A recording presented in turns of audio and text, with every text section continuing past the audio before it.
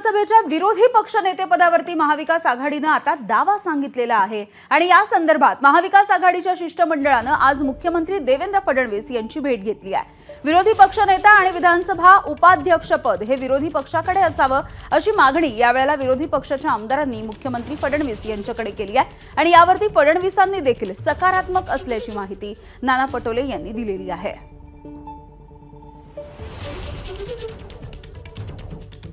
तर या भेटीच्या नंतर काँग्रेसचे प्रदेशाध्यक्ष नाना पटोले आणि ठाकरेंच्या शिवसेनेचे भास्कर जाधव काय म्हणतात बघूयात।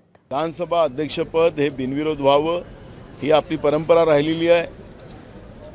त्याच्यामुळे त्या परंपरेप्रमाणे फॉर्म पण आम्ही भरायचा नाही असं ठरलेलं होतं आणि त्याच्यामुळे आम्ही आज फॉर्म भरलेला नाही। माननीय मुख्यमंत्री महोदयांना आम्ही सांगितलं की विरोधी पक्ष नेता याबद्दलची पण एक व्यवस्था या ठिकाणी असली पाहिजे। विधानसभेचं उपाध्यक्षाचं पद हे विरोधी पक्षाकडे असतं, त्यामुळे या दोन्ही जागा विरोधी पक्षाकडे मिळाव्यात अशी भूमिका आम्ही त्यांच्यासमोर मांडली आणि त्यांनी सकारात्मक उत्तर दिलेलं आहे।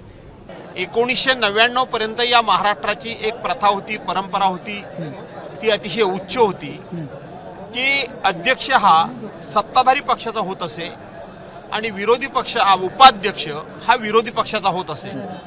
1999 साली त्यावेळेला शिवसेना भाजप युतीच्या काही चुकांमुळे ती प्रथा खंडित झाली। महोदयांना आम्ही विनंती केली की राज्याचे विधानसभेचे उपाध्यक्ष म्हणून विरोधी पक्षाच्या सदस्यांना तुम्ही संधी द्या। एबीपी माझा, उघडा डोळे बघा नीट।